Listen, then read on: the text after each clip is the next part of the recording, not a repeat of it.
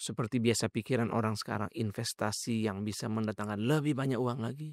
Ketika tidak ada uang, saya makan dari sayurnya ngambil dari halaman, ikannya ambil dari kali. Saya lihat ya orang yang Hmm. urus papa mama itu Tuhan tidak pernah utang sih, Pak. Anak buah saya ini udah sarjana. Hmm. Saya kan SMEA masih. Hmm. Dia bilang, dia pernah tanya gitu, kok bisa ya gua jadi anak buah lu? Karena kita kan nggak mau lepas anak perempuan kita makan batu, makan Iya, kayu, ya kan? betul. Hmm. Pemuda datang apel ke anaknya, terus dengan bangga bawa mobil yang mobil papanya. Hmm. Dia malah nggak respect. Saya minta uang sama beliau. Betul. Iya. Waduh, itu nggak dimaki udah bagus, Pak. Anakmu sekolah di Amerika 9 tahun, Hmm. terus pulang cuma jadi guru. Hmm. Apa balik modal? Maunya kaya, tapi hal-hal yang Tuhan inginkan tuh dia nggak mau jalankan, gimana itu?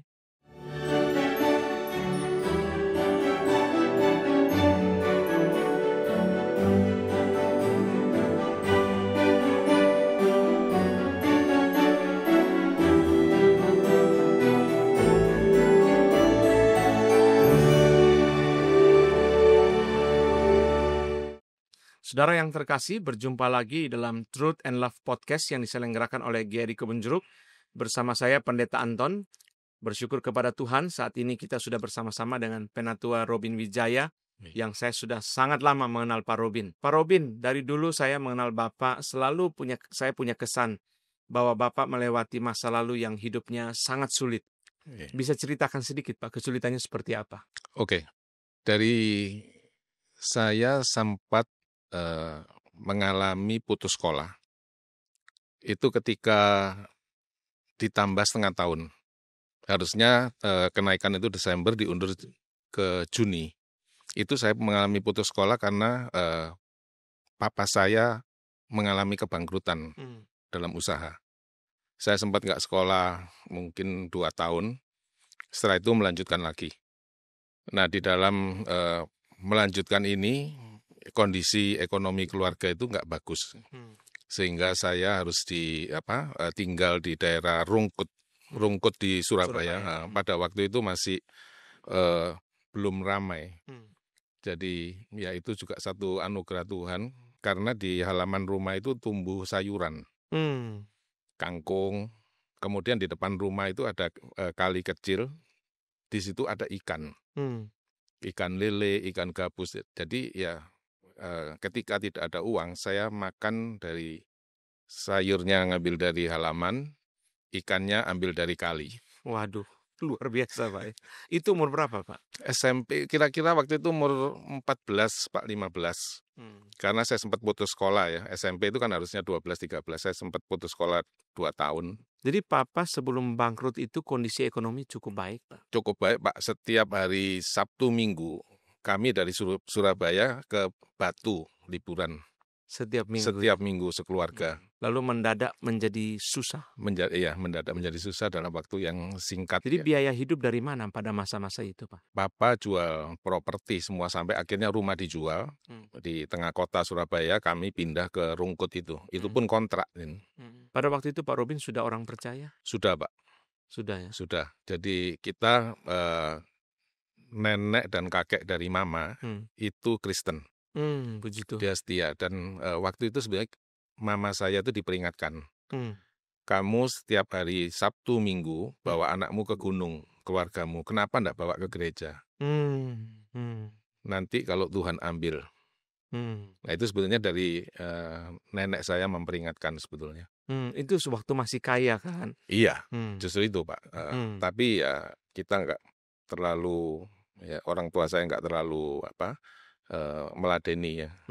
Kebetulan papa saya juga waktu itu boleh dibilang ateis, nggak percaya Tuhan, juga nggak percaya setan. Hidup ya hidup, mati ya mati gitu. Hidup bersandar kekuatan sendiri ya. Betul. Jadi sempat mengalami gitu, dan akhirnya mau ke gereja pun sulit, Pak. Jadi ada keinginan ke gereja karena sudah pindah di Rungkut. Kalau saya harus ke gereja itu harus jalan kaki dari rumah, kira-kira 2,5 kilo ke halte bus. Nanti naik bus oper 2 kali, harus jalan lagi ke gereja kira-kira 1,5 kilo. Itu setiap hari Minggu, sampai ada satu pergumulan. Saya bertanya dalam hati, Tuhan, kamu tahu nggak, kalau untuk ke gereja ini demikian sulitnya. Hmm. Dan untuk ongkos naik bis itu harusnya buat saya makan gitu. Itu saya harus pakai untuk bis. Tuhan tahu nggak? Nah, waktu itu saya bergereja di Gereja Pantai Kosta di Surabaya, Iya. GBPS Gereja Pantai Kosta Pusat Surabaya. Waktu Natal atau Hmm. Paskah itu kan dapat telur terus dikasih ayat, Pak. Nah, salah satu ayatnya yang ketika saya bertanya itu, saya mendapat satu ayat di Matius 11 ayat 28. Marilah kepadaku kamu sekalian yang letih lesu dan berbeban berat. Aku akan memberikan kelegaan kepadamu. Saya anggap itu jawaban Tuhan. Puji Tuhan. Iya, jawaban Tuhan dari pergumulan saya bahwa Tuhan tahu saya mengalami kesulitan waktu itu. Sekarang ini anak-anak sekarang ke gereja tuh gampang sekali, Pak, ya. Iya. Sangat gampang. Kalau Sangat sudah gampang gitu pun masih tidak mau ke gereja ya. Ampun ya, Pak, ya. Betul-betul sangat bahaya ya. Pak Robin tidak kepahitan kepada Tuhan pada masa susah itu, Pak. Seingat saya, Pak, ya, bahkan sampai menikah juga awal menikah ya, Pak, ya. Nggak punya apa-apa, saya hanya punya baju saja sama satu sepeda motor. Saya nggak pernah menyalahkan Tuhan. Saya dan istri selalu bersyukur bahwa Tuhan memelihara. Jadi dalam proses-proses ini nih Papa imannya bagaimana? Papa saya nggak percaya Tuhan, tapi juga tidak menekan kami nggak boleh ke gereja. Difasilitasi, kasih ongkos naik becak. Ya, kalau waktu nggak punya duit ya dikasih untuk kolektor saja, misalkan seperti itu. Jadi papa saya sendiri tidak melarang. Tapi memang di akhir kehidupan papa saya percaya Tuhan Yesus sebagai Tuhan dan Juru Sebelum Selamat. pulang ya. Iya. Puji Tuhan ya, Pak. Iya. Puji Tuhan ya. Tuhan kasih kesempatannya. Tapi Mama punya iman yang baik ya, Pak, ya. Iya, kalau Mama karena dari remaja sudah dibaptis. Jadi ketika menikah ya sudah Kristen. Pak Robin melewati masa sampai lulus SMA kemudian bekerja ya, Pak, ya. Dengan kondisi susah seperti ini, Pak. Iya. Jadi saya SMP kelas 1 itu masih di Surabaya. Yang tadi saya ceritakan, jadi saya sendirian, Pak, di Surabaya. Sama koko ada 1 atau 2 orang. Papa saya sama mama udah di Jakarta semua. Jadi kami hanya dikasih uang tertentu untuk hidup. Nah, makanya tadi saya bilang kalau lagi nggak ada lauk ya sudah di depan rumah itu malam cari ikan untuk makan. Kangkungnya ambil dari halaman. Nah, SMP kelas 2 ditarik sama papa ke Jakarta.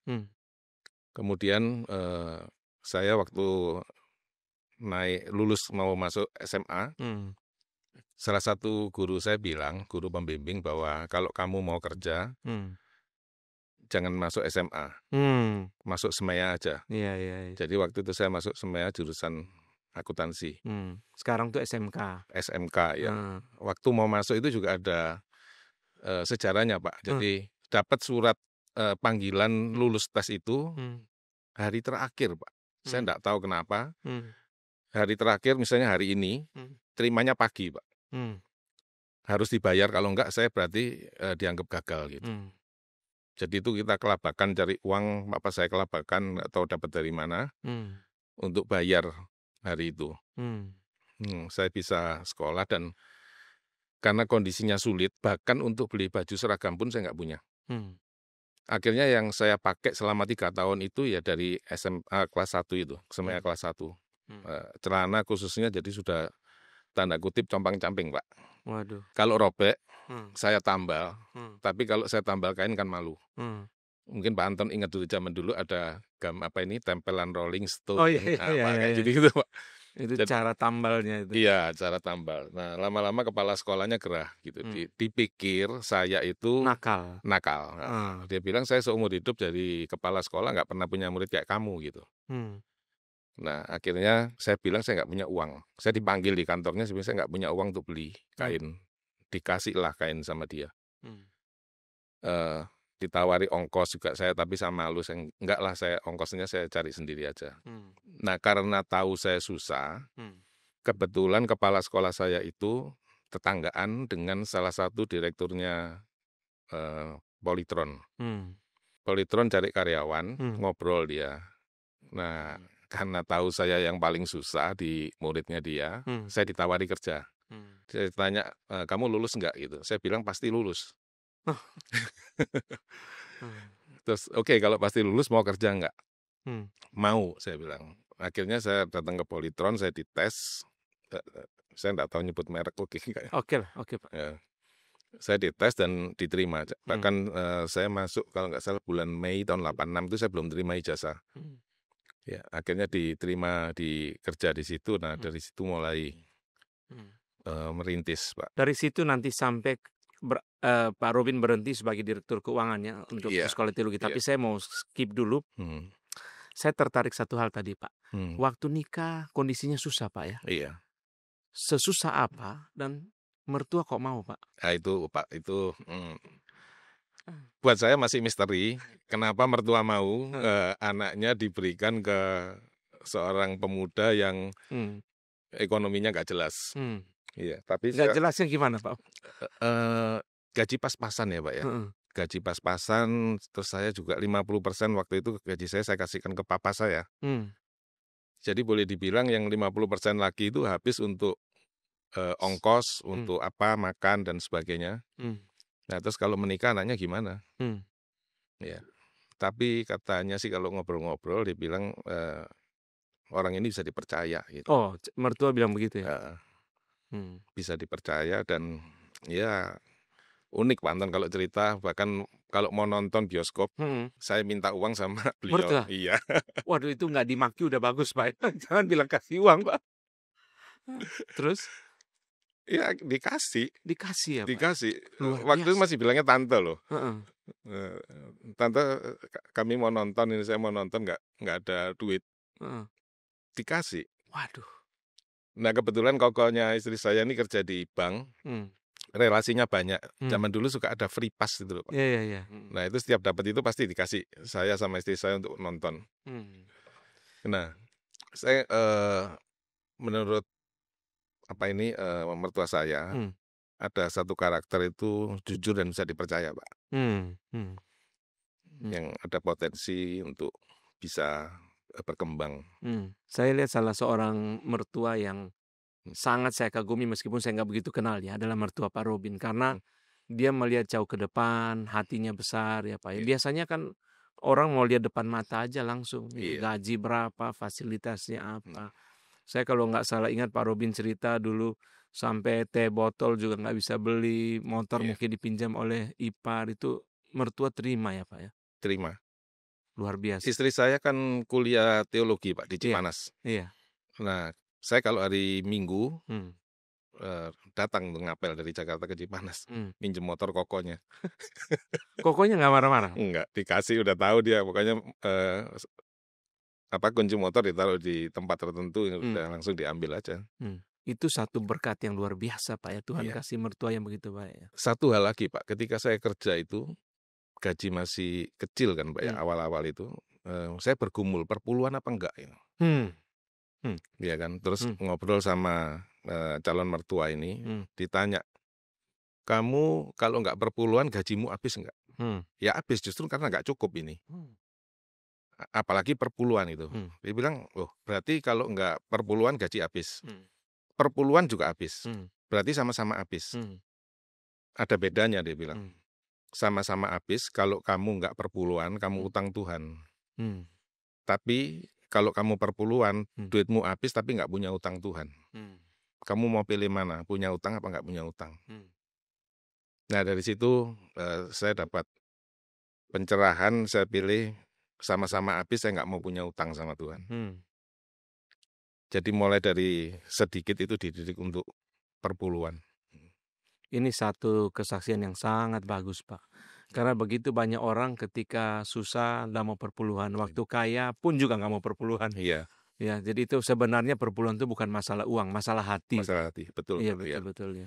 Saya sering bicara dilemanya orang perpuluhan itu tadi seperti yang Pak Anton. Hmm. Waktu sedikit kurang, Hmm.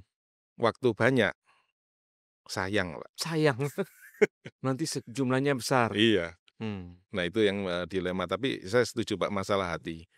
Ya, masalah bagaimana kita bersyukur kepada Tuhan dan kembalikan apa yang Tuhan mau untuk kita Betul, balikin gitu. betul, betul. Iya, jadi kita enggak fokus ke 10%-nya, kita bersyukur dengan 90% yang Tuhan izinkan kita untuk menikmatinya.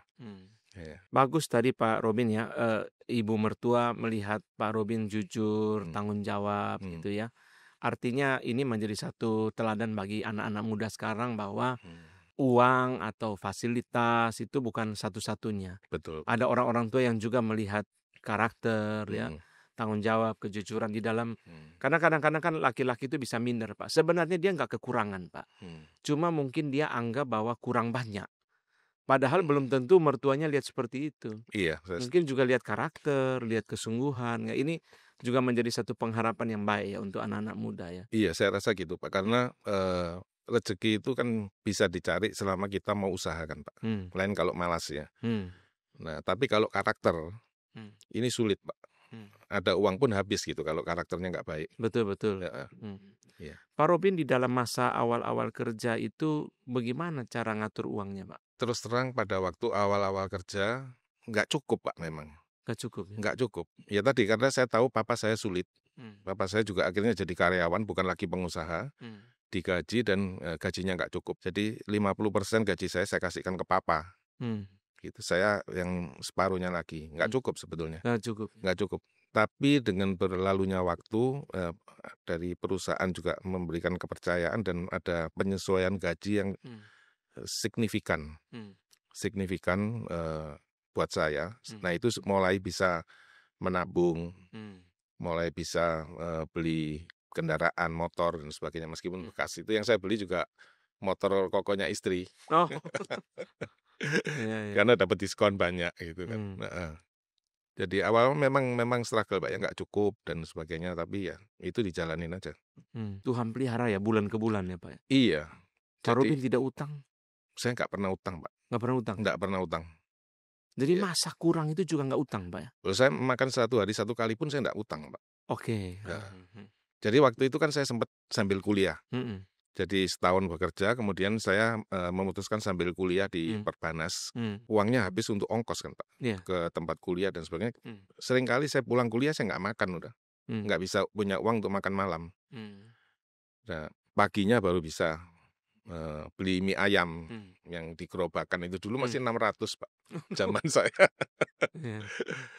Ya itu lalu hari demi hari aja. Terus siang makan, setelah itu malam nggak makan misalnya seperti itu. Pak Robin mikir apa waktu itu atau akhirnya mikir apa bahwa lebih baik makan sekali daripada utang Pak? Saya ini nggak mau ini loh Pak, hidup nggak nyaman karena diuber-uber utang itu loh Pak. Melihat ya dari saudara atau keluarga yang lain yang punya pengalaman utang. Saya berusaha mencukupkan diri dengan apa yang ada. Firman Tuhan ya? Iya. Saya utang itu Pak hanya sekali waktu membuat rumah. Pertama kali buat rumah? Iya, pertama kali buat rumah di Kudus. Itu utang, itu pun diutangi perusahaan. Gitu. Jadi potong gaji ya? Potong gaji. Pimpinan saya sangat baik. Ketika saya mau utang untuk beli rumah BTN yang tipe 21, dia bilang nanti kekecilan. Nanti kalau papamu datang nggak ada tempat loh. Saya bilang saya nggak ada uang. Akhirnya diberi pinjaman dari perusahaan. Saya bisa bikin rumah dengan yang luasnya 200 meter tanah gitu. Ya, dan kamarnya ada 4. Ada kamar pembantu dan ya 2 lantai Pak. Itu aja utang. Ya. Setelah itu saya nggak ada utang. Puji Tuhan. Ya. Masuk kerja sebagai apa Pak? Awal pertama kali? Karyawan biasa Pak, kerucuk. Jadi kerjain apa Pak? Gini, saya di bagian purchasing. Saya diminta menghitung utang perusahaan kepada supplier tertentu gitu. Iya. Karena itu mutasinya sangat banyak. Betul. Terus jadi saya yang menata ini jatuh temponya kapan, kita harus bayar berapa, nanti kalau ada klaim dan sebagainya. Jadi intinya utang piutang antara perusahaan dengan supplier. Ya, itu aja dulu awal. Jadi kerja dihitung itu ya Pak ya? Dikasih gaji berapa pertama kali masuk? 90.000 waktu itu Pak. 90.000 ya? Iya. 90.000 kalau bayangan saya sekali makan berapa Pak? Waktu itu? Waktu itu, sekali 200, 300? oh nggak boleh dong, Pak. Nggak boleh ya? Iya, paling enggak kayak tadi misalnya saya ngomong 600. mie ayam itu 600 ya, kalau di warteg bisa 1.000 gitu. Iya. Itu kos sebulan berapa? Ingat nggak kira-kira? Kos Heeh. saya untungnya gini, Pak, saya ditolong, perusahaan, Heeh. saya tinggal di mes. Oh, jadi nggak ngekos? Nggak ngekos. Mesnya itu ada di kantor. Hmm. Jadi kantor itu punya lahan besar, belakangnya itu, ada mes. Memang sebetulnya mes itu untuk driver, untuk teknisi dan sebagainya. Nah, karena saya kuliah, saya bilang kalau saya, pulang ke rumah saya di Mangga 2 kejauhan. Nah, kalau dari tempat kuliah ke KS Tubun itu lebih simpel, ongkosnya lebih ngirit. Nah, jadi saya diizinkan tinggal di mes. Wah, lumayan ya. Heeh, itu sangat membantu. Ya. Pak Robin kan cepat sekali ya dari masuk kerja sampai jadi direktur keuangan itu kan secara umur Iya, kira-kira, 16 tahun. 16 tahun ya. Mhm. Kok bisa begitu cepat, Pak? Kenapa, Pak? Pertama ya, Pak, kalau, jadi gini, anugerah Tuhan saya dapat pimpinan yang, baik. Waktu saya di Purchasing itu, saya dapat, seorang pemimpin yang dia intelektualnya tinggi, dia otodidak, Pak. Jadi belajar komputer itu bisa belajar sendiri. Itu zaman itu ya belajar Zaman komputer? itu, iya, database, DBase itu loh, Pak. Heeh, iya. Lotus, ya. Iya, betul. Nah, gitu. Nah, saya tertarik dan saya belajar. Saya belajar, jadi setiap kali habis jam kerja, beliau ini suka otak-atik komputer ya, belajar makro dan sebagainya. Nah, saya ngikutin, duduk di sebelahnya kayak murid gitu. Nanti dia sambil bikin makro sambil ngomong. Belajar saya berapa tahun itu jadi ngerti banyak. Itu yang nggak ada di sekolahan yang saya dapat. Nah, sehingga ada kemajuan dan ketika bukan banyak ya, ada teman-teman yang butuh tanya untuk pekerjaan gimana, butuh dibantu, itu saya kerjain, Pak.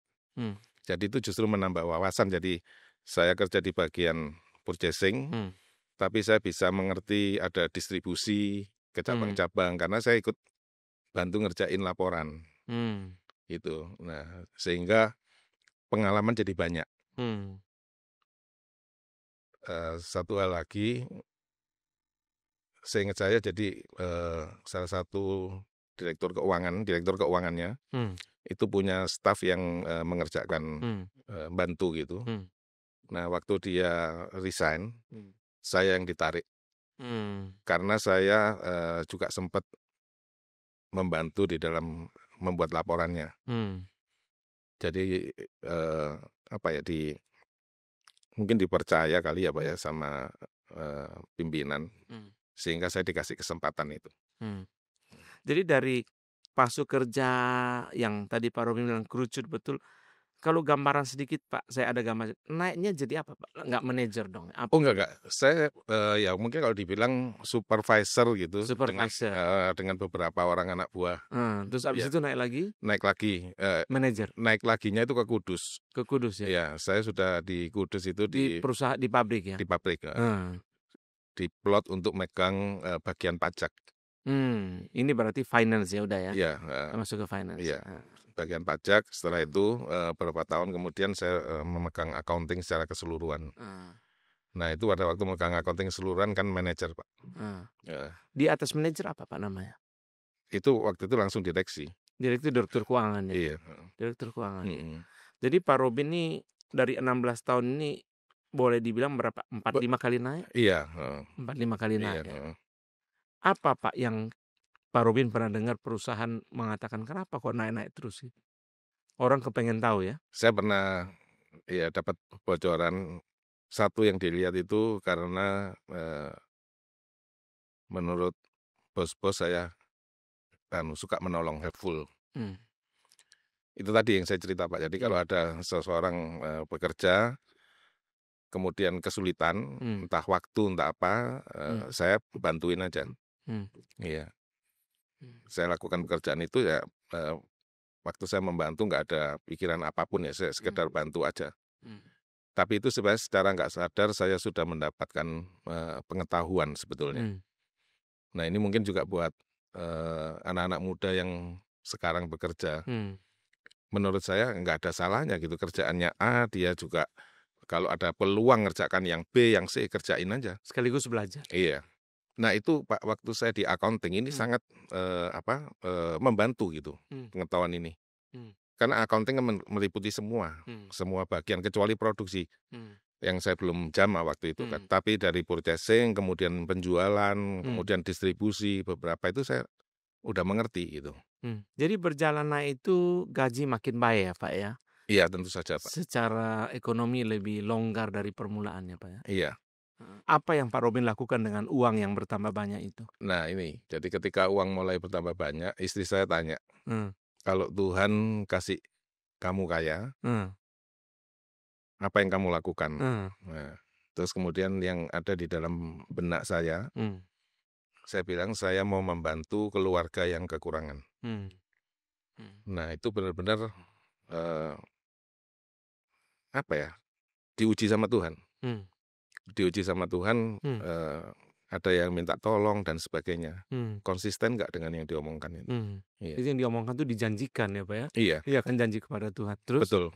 Sampai satu ketika saya punya saudara, cicik saya, suaminya meninggal mendadak dan belum punya rumah Pak. Belum punya rumah. Jadi ya saya lihat kok yang lain diem-diem aja. Akhirnya saya dengan istri saya yang apa ya, kalau dibilang di reform ini janji iman ini. Ya udah kita beliin, ambil bagian itu. Saya belikan rumah, dibetulin, kemudian diisi komplit. Setelah selesai baru saya bawa kakak saya dan anaknya masuk. Dan untuk itu saya sendiri udah punya anak waktu itu Pak. Kami harus ikat pinggang. Pasti. Iya. Untuk belikan rumah itu juga ngangsur kan Pak. Uangnya nggak cukup untuk beli tunai kan. Ngangsur tapi nggak lama, itu setahun aja. Saya nggak mau lama-lama. Jadi setahun harus lunas gitu. Nah itu harus ikat pinggang. Ya saya puji Tuhan istri saya mendukung ya. Puji Tuhan. Kalau enggak itu akan sulit. Saya percaya pada akhirnya Pak Robin dikasih sangat berkecukupan ya. Cuma pertanyaan saya Pak, dari awal tuh Bapak kepengen kaya apa enggak? Nggak kepikir Pak, terus terang. Nggak kepikir atau nggak kepengen? Dua-duanya? Kalau kepengen ada ya Pak. Ada ya, Jadi itu saya rasa wajar. Jadi maksudnya kepengen gini Pak ya. Ketika saya masuk di Polytron pertama ini, kalau lihat teman-teman senior yang sudah naik mobil, pasti kepikir itu kapan ya saya bisa naik mobil dapat fasilitas dari kantor gitu.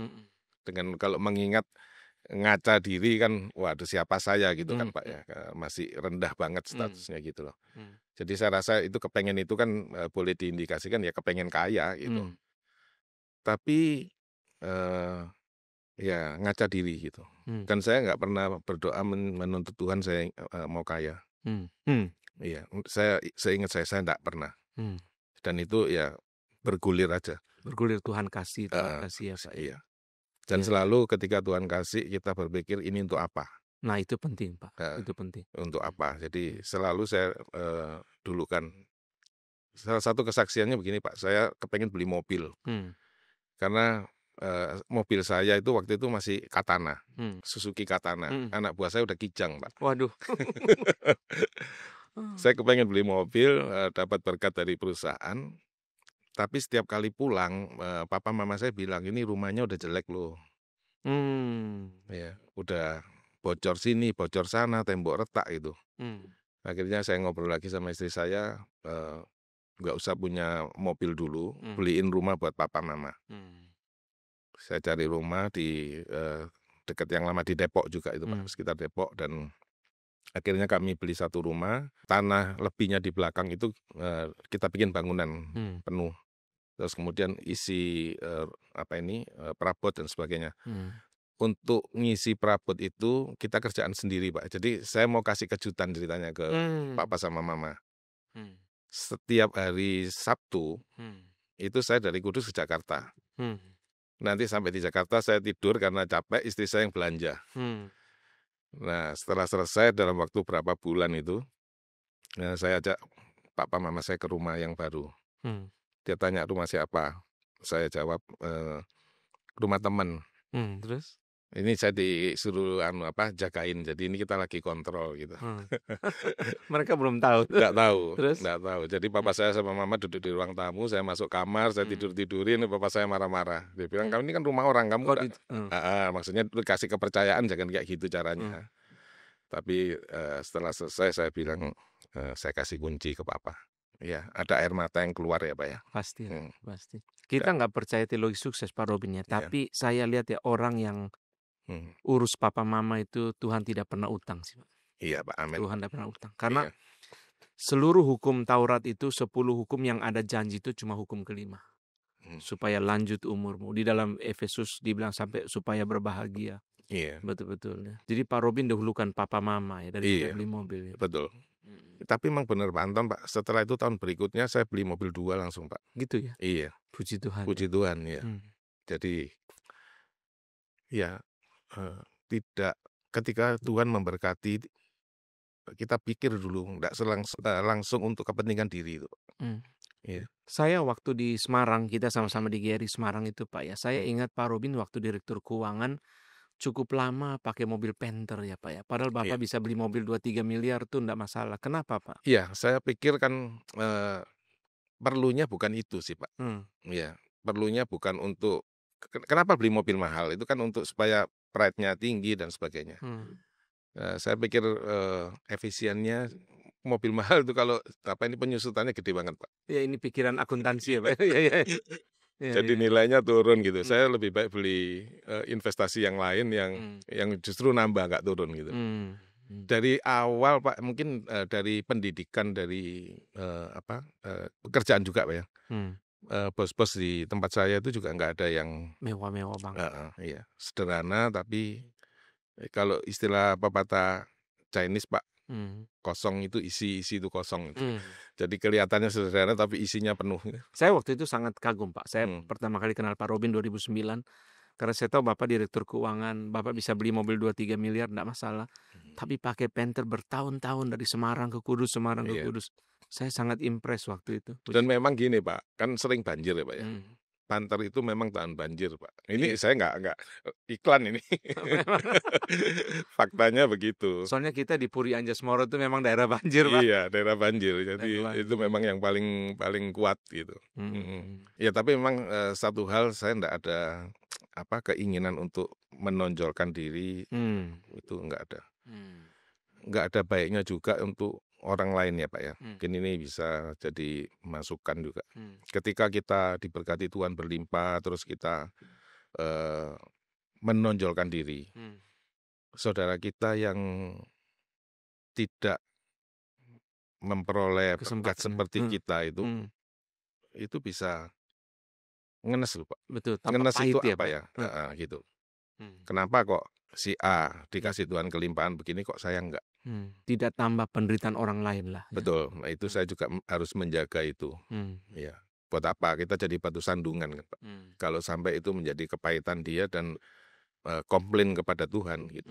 Saya nggak usah bicara banyak, tetapi saya tahu betul-betul Pak Robin persembahan sangat beres Pak. Apa yang Bapak pikirkan? Perkataan mertua tadi Pak, duitmu habis gak utang Tuhan gitu. Ya, jadi saya nomor 1, saya mau taat, keuangan saya harus beres sama Tuhan. Jadi nggak ada utang di dalam perpuluhan. Yang kedua, dan ini konfirmasi dengan khotbahnya Pak Tong ya Pak ya. Perpuluhan nomor 1. Kemudian ada lagi persembahan atau pemeliharaan ke orang tua. Terus persembahan untuk pekerjaan Tuhan. Ada lagi persembahan untuk hamba-hamba Tuhan yang kita tergerak. Nah itu yang saya lakukan. Iya. Saya lihat waktu masa di GRI Semarang itu Pak Robin sangat berani memberi persembahannya. Apa yang melatar belakangi itu Pak? Dari Tuhan untuk Tuhan Pak. Ya. Dan saya berani melakukan itu karena pasangan saya mendukung. Nah, kita satu pemikiran. Satu pemikiran bahwa ya ini berkat Tuhan gitu. Kalau ada kita tergerak untuk memberi dan ini kita tahu bertanggung jawab yang menerima, kenapa tidak gitu. Iya. Dan untuk benar-benar kita tahu untuk pekerjaan Tuhan. Iya. Salah satu teladan yang luar biasa dari Tuhan Yesus itu adalah Di kayu salib, di saat yang paling menderita, dia masih urus mamanya, tanggung jawab kepada mamanya. Iya. Nah, saya lihat Pak Robin bahwa orang zaman sekarang ini pikirannya maunya kaya. Tapi tadi kan Pak Robin bicara tanggung jawab kepada orang tua, persembahan ya, dan juga tentu ya tanggung jawab, kejujuran dan sebagainya, menolong orang. Itu semua nggak mau, maunya kaya. Tapi hal-hal yang Tuhan inginkan tuh dia nggak mau jalankan. Gimana itu? Iya, itu menurut saya satu kesalahan di dalam konsep ya Pak ya. Hmm, Saya pikir kalau kita melakukan kehendak Tuhan, hmm, mungkin kita bukan kaya seperti konglomerat, hmm, punya pabrik ini itu, tapi kita hidup itu bisa menikmati. hmm, Saya udah pensiun dari tahun 2018, hmm, berarti 7 tahun ya hmm, Pak ya, 7 tahun dari 2018, hmm, hari ini saya masih dipelihara Tuhan gitu. hmm, Ya, utamanya kesehatan ya Pak ya. hmm, Kesehatan itu, sesuatu yang nggak bisa kita beli, hmm, ya, dengan berapapun uang gitu. Kalau memang sudah gradasi dan, Tuhan tidak izinkan ya habis gitu. hmm, Uang kita nggak bisa nolong, hmm. ya. Puji Jadi Tuhan. ada pemeliharaan Tuhan, kemudian, keluarga beres, Hmm, ya, ada, istri, anak yang juga melayani dan sebagainya. Itu saya pikir itu udah anugerah terbesar. hmm. Iya, Puji Tuhan. ya, Jadi kaya ini sebenarnya menikmati ya Pak ya. betul. Menikmati anugerah Tuhan, Mhm, bisa dipakai untuk memberkati orang lain seperti iya, yang dibilang 1 Timotius namanya kaya dalam kebajikan. Jadi iya, kaya itu bukan untuk pamer, kaya itu bukan untuk menikmati sendiri. Tadi iya, Pak Robin sangat bagus ya, memikirkan perasaan orang lain iya. yang kesulitan. Gimana mereka melihat kita, kita sih cukup buat Mhm, apa ya. mhm, Itu sangat bagus ya, sangat-sangat bagus ya.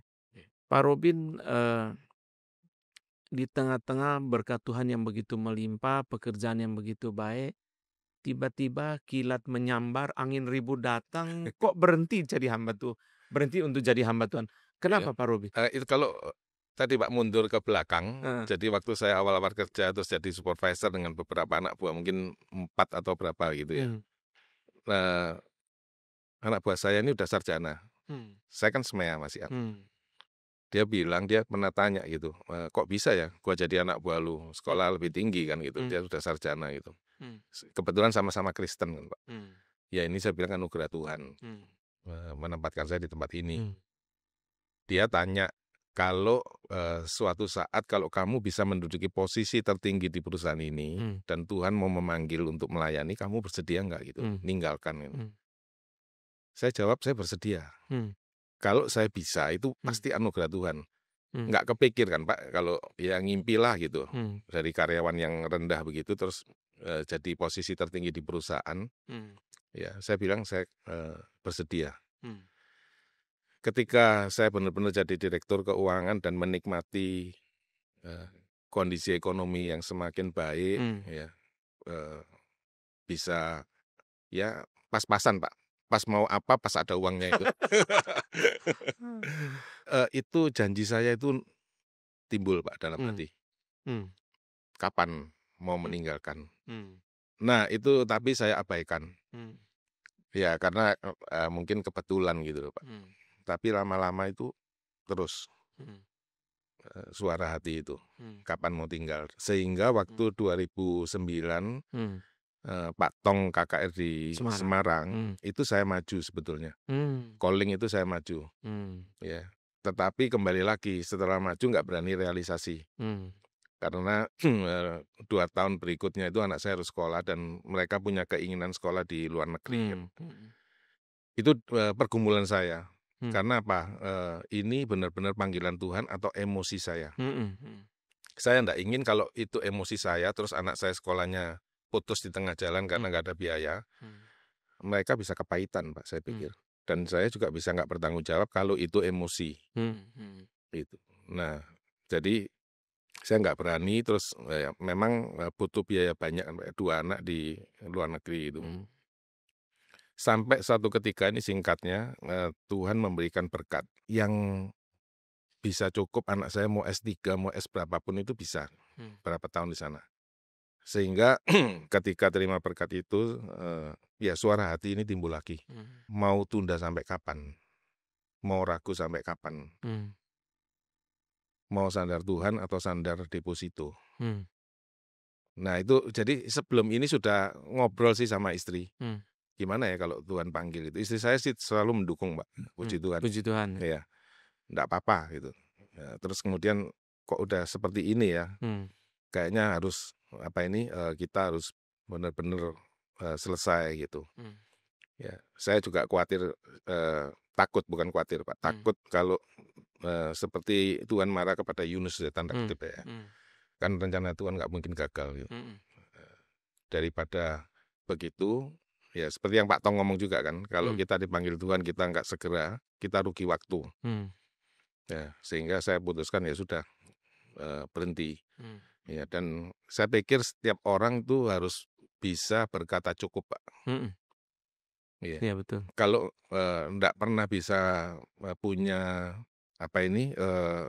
hati yang berkata cukup itu nggak ada habisnya. Iya. Keinginan orang ini kan terus gitu. Nggak ada habisnya. Jadi kita harus bisa berkata cukup dan bersyukur kepada Tuhan. Itu yang saya pikir saya lakukan sehingga saya berani meninggalkan zona nyaman. Saya rasa Pak Robin itu sudah definisi kaya secara rohani ya. Berkata cukup, bersyukur. Cuma saya tertarik mau mundur sedikit Pak Robin. Pak Robin jadi direktur keuangan kan SMEA. Anak buah nih S1 semua. Perusahaan kok mau, Pak? Ya itu, Pak. Yang saya sampai sekarang juga misteri, Pak. Jadi hidup Pak Robin ini banyak misteri ya. Mertua mau terima misteri. Perusahaan mau angkat SMEA jadi direktur keuangan. Betul. Ya kalau perusahaan segede yang saya kerja itu Pak, dia mau ngambil jangan lagi yang SMEA kan Pak, S3 pun mampu kan Pak gaji gitu kan. Ya. Saya pikir ada satu penilaian mungkin tadi ada kejujuran, ada sesuatu yang bisa dipegang dan saya dipercaya untuk itu. Jadi anggap aja Pak Robin, saya orang luar, anggap aja Pak Robin direktur keuangan itu urus uang triliun. Ya pastinya Pak. Triliun ya. Iya. Urus uang triliun. Iya. Pak Robin urus uang triliun berarti gajinya ratusan juta Pak. Nggak mungkin orang urus uang triliun gajinya 12 juta. Iya Pak, udah 10 digit kali Pak ya. 10 digit ya. Nah Pak Robin lalu tiba-tiba panggilan Tuhan, ini kita bicara uang ya Kita Pak? sebentar Pak, itu saya luruskan dulu. Mungkin take home pay saya dalam kurun waktu setahun itu ya memang 10 digit gitu. Iya. Gitu ya Pak ya. Nah sekarang tahu-tahu berhenti Pak, lalu jadi hamba Tuhan, kan hamba Tuhan ini kan gajinya berapa juta Pak? Nah itu Pak. Gini Pak, saya punya prinsip ngobrol dengan istri saya. Tanda kutip, seandainya nggak digaji pun nggak apa-apa. Jangan lagi ngomong gajinya cuma berapa juta. Nggak digaji pun nggak apa-apa. Kenapa? Saya bilang bukan nggak digaji kita ini. Tuhan sudah bayar di depan. Sudah banyak. Iya bayar saya di depan gitu loh. Jadi kita nggak mikir lagi. Makanya saya juga bilang sama anak saya, ngajar mereka juga gitu. Saya pernah ditanya sih Pak sama temen, anakmu sekolah di Amerika 9 tahun, terus pulang cuma jadi guru, apa balik modal? Saya bilang pasti nggak balik. Ya gaji guru berapa sampai anak saya pensiun pun nggak balik itu, pasti nggak balik gitu loh. Tapi saya bilang kalau nggak ada orang yang seperti anak saya terima panggilan itu, anakmu tetap bodoh saya bilang. Nggak ada yang ngajar. Nggak ada yang ngajar. Gitu. Jadi ada orang yang memang bersedia rela untuk mengalami seperti ini. Nggak apa-apa saya nggak kaya, tapi membuat orang lain pintar dan menjadi kaya itu satu anugerah yang disyukuri. Nah saya juga bilang ke anak saya begitu. Terus saya bilang, papamu ini cuma lulusan SMEA loh. Iya kan. Kalau bisa sekolahkan kamu di luar negeri, itu anugerah Tuhan dan ada rencana Tuhan mau pakai kamu. Ya, nah ini yang menjadi pemikiran kami sekeluarga Pak. Sehingga ya setelah kita bertekad untuk melayani, ya nggak mikir gaji sebetulnya. Pokoknya apa yang ada bisa dipakai enggak masalah. Iya. Tuhan berhak. Iya. Saya tadi tertarik Pak Robin ada bilang bahwa setiap kali Tuhan kasih kelebihan selalu tanya Tuhan mau apa ya. Iya. Saya kira itu sesuatu yang bagus karena waktu Tuhan menjawab doa kita ya akan paling penting kita tanya rencana Tuhan apa ya. Iya. Betul. Pak Robin lakukan ini bertahun-tahun ya. Dari sejak menikah Pak. Sejak menikah ya. Iya. Dari sejak menikah. Ya, karena bukan kebetulan sih saya bersyukur tadi diberi pasangan yang Hmm. sehati mengenai keuangan itu ya. Kalau istri saya misalkan matre, Hmm. wah bisa berantem nih. Betul, beda Pak, beda prinsip. Iya, beda prinsip gitu kan. Hmm. Tapi ya bersyukur karena Tuhan kasih pasangan yang sehati di dalam mengatur keuangan dan, kalau untuk pekerjaan Tuhan nggak pernah komplain dan selalu mendukung. Hmm. Iya, Puji Tuhan. puji Tuhan itu udah beban separuh hilang, Pak. Pasti. Iya, Pak Robin, mama mertua sangat besar hati ya. iya, Pada akhirnya mereka tahu Pak Robin sangat berkecukupan. iya. Apa yang mereka rasakan, Pak? Saya itu anak paling kecil, istri saya anak paling kecil, Hmm. tapi yang paling dipercaya. Hmm. Iya, Hmm. yang paling dipercaya sama, mertua. Menurut saya itu kan dari apa, eee, kehidupan yang sudah terjadi dan sampai beliau meninggal ya, Oh, dipanggil mama Tuhan, sudah meninggal ya? papa mertua, mama mertua meninggal. Hmm. Keduanya meninggal dalam keadaan tidur, Pak. Oh ya, puji Iya, Tuhan. Saya lihat Tuhan memberkati hati besar mereka. Karena biasanya mertua itu terutama kalau kita punya anak perempuan ya Pak ya. mhm, Itu semua kasarnya langsung hitungan di atas kertas. Karena kita kan tidak mau lepas anak perempuan kita makan batu, makan iya, kayu ya kan. betul, Dan betul, itu terasa wajar sebenarnya Pak. Iya kan, kita bagaimanapun tidak mau anak kita menderita. iya, Tapi mereka sangat beriman ya Pak ya. saya percaya begitu, Pak. Hmm. Iya, dan tadi tidak melihat, eee, harta. Hmm. Unik sih, Pak, mertua saya malah punya prinsip gini, kalau seseorang datang, anak muda misalkan pemuda datang, apel ke anaknya, terus dengan bangga bawa mobil yang mobil papanya, Hmm. dia malah nggak respect. Hmm. "Itu bukan punyamu, itu punya papamu," gitu. Hmm. Hmm. Beliau malah nggak respect, Pak. Hmm. Malah, ngajarin anaknya, "Nggak usahlah sama yang ini," gitu. Hmm. Iya. Hmm. Tapi, saya meskipun motor aja nggak punya, kalau datang ke rumahnya itu naik oplet, naik apa ya, Hmm. berani jujur tampil apa adanya itu, Pak. Hmm. Ya kalau memang kamu miskin, ya ngomong miskin aja nggak apa-apa gitu. Hmm. Nah, saya pikir ini juga, contoh seorang Kristen yang, Hmm. eee, imannya Hmm. sangat, dewasa ya, Pak, ya. Hmm.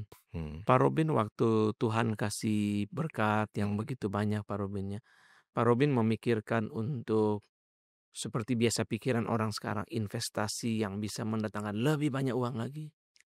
Apa yang Pak Robin pikirkan? Saya investasi iya, Pak. Hmm. Ya tujuannya investasi ini ya saya berpikir jangka panjang tadi. Hmm. Kalau saya udah nggak bekerja, Hmm.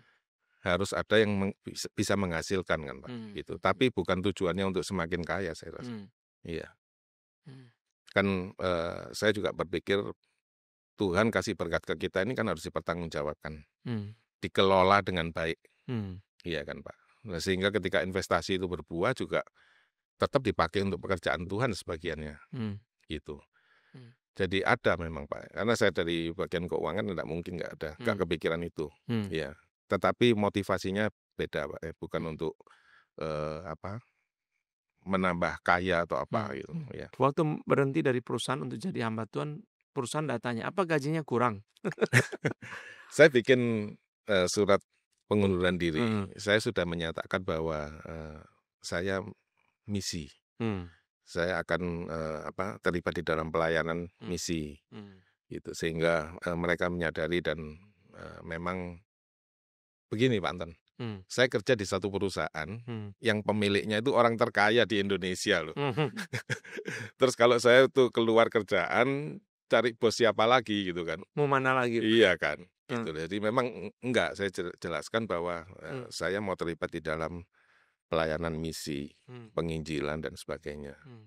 gitu. Sehingga enggak ada eee, keraguan masalah kurang gaji itu enggak sih Pak, pasti. Mmm. Mmm. Dan ya saya itu sangat berkelimpahan Pak, Mmm. Puji enggak Tuhan. berani, minta lebih gitu. Mmm. Karena mereka sudah memberikan yang terbaik. Mmm. Mhm, Perusahaan sangat kehilangan Pak Robin ya, waktu berhenti. iya, eee, perusahaan besar sih Pak ya, jadi Ada mekanisme iya, ya? ada mekanisme mereka punya cadangan orang-orang dari direktur cabang yang mana kan, perusahaannya banyak. Mmm. Jadi nggak terlalu sampai, goncang gitu. Saya tahu Pak Robin orang yang sangat jujur ya dalam hal keuangan. Jujur kepada Tuhan, jujur kepada keluarga, jujur kepada perusahaan gitu ya.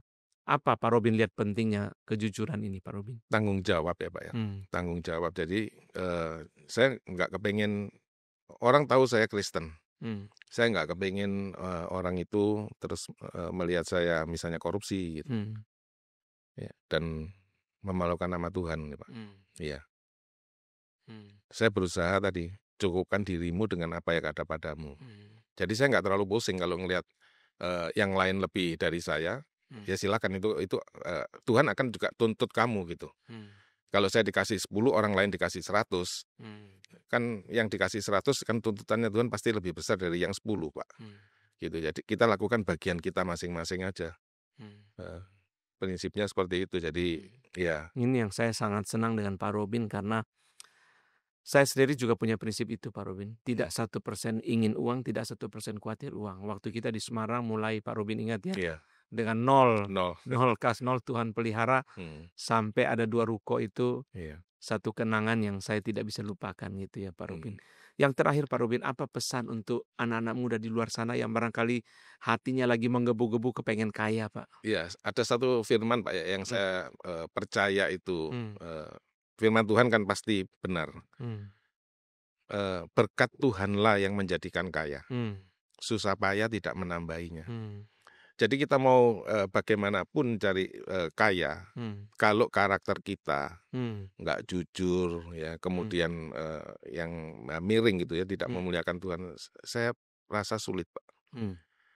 Saya rasa sulit. Hmm. Karena itu nanti akan terjadi bagaimana kalau kita misalnya pengusaha nggak bisa dipercaya sama rekanan misalnya. Hmm. Ya, jadi saya pikir untuk mereka yang masih muda ini jangan anggap bahwa iman kepada Tuhan itu sesuatu yang jadul. Hmm. Enggak, itu sampai akhir zaman. Hmm. Carilah dahulu kerajaan Allah dan kebenarannya, maka semuanya ditambahkan kepadamu. Itu juga saya percaya. Betul, amin. Iya, jadi kita lakukan bagian kita yang terbaik, kerja dengan baik, usaha yang baik. Iya. Tuhan itu akan memberikan berkat kepada kita selama kita bisa dipercaya. Ini menurut saya, Pak, apa yang saya pahami gitu. Tuhan kan nggak mungkin begini, Pak. Seseorang diberkati Tuhan terus akhirnya jadi nyeleweng. Berkatnya dipakai untuk umpama ini, piara will atau pil gitu. Saya rasa itu bukan dari Tuhan, dari setan, Pak. Ya, Tuhan nggak mungkin kasih berkat untuk menjerumuskan anaknya, gitu loh. Nah, kalau kita bisa dipercaya sama Tuhan, beres di dalam keuangan, ya, saya percaya itu berkat itu akan ada, ngalir. Iya. Jadi kita bukan cari kaya, bisa kaya ketika Tuhan mempercayai kita dan kita bisa dipercaya itu. Kan nggak mungkin Pak, kalau saya semakin besar diberkati, kemudian saya nggak bayar perpuluhan, utang saya kepada Tuhan semakin besar. Iya. Bagaimana saya mempertanggungjawabkan? Iya. Ada orang yang dikasih kaya kemudian suaminya menyeleweng, sampai akhirnya berkata, tahu gitu biar miskin terus. Masih miskin, jadi suami istri bisa kerjasama, bisa rukun. Setelah kaya satu menjadi nyeleweng gitu. Jadi kaya itu bukan satu tujuan. Kalau saya bisa memberikan nasihat, itu akan datang dengan sendirinya ketika kita di dalam hidup bisa dipercaya menggunakan uang itu. Iya, Tuhan akan memberikan takaran berkat sesuai dengan bagaimana kita bisa mengelola. Terima kasih Pak Robin, perbincangan yang sangat-sangat memberkati. Demikian perbincangan saya bersama Penatua Robin Wijaya.